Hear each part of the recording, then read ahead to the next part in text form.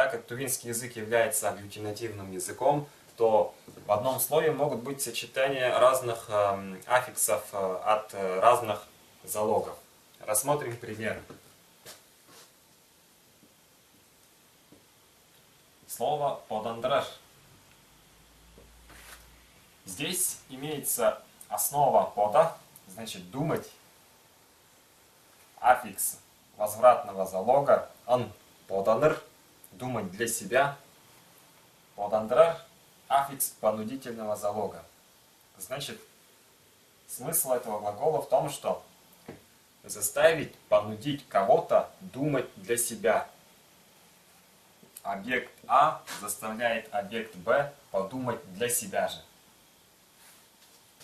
Подандырар. Например, еще слово «күштелдирер».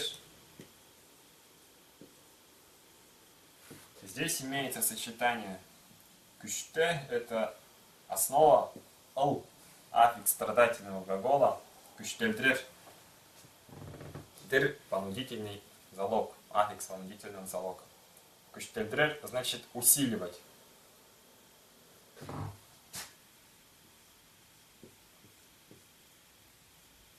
Объект А понуждает объект Б к усилению. Усиливает. Күштелдирер. Следующий пример. Тургузуш. Здесь имеется аффикс гус и уш. Гус — это аффикс понудительного глагола, залога. Уш — аффикс совместного залога. Тургузуш также является повелительным наклонением. Смысл его, значит,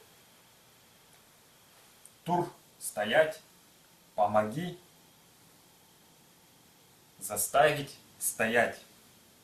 Помоги, заставить, понудить, стоять. Тургузуш.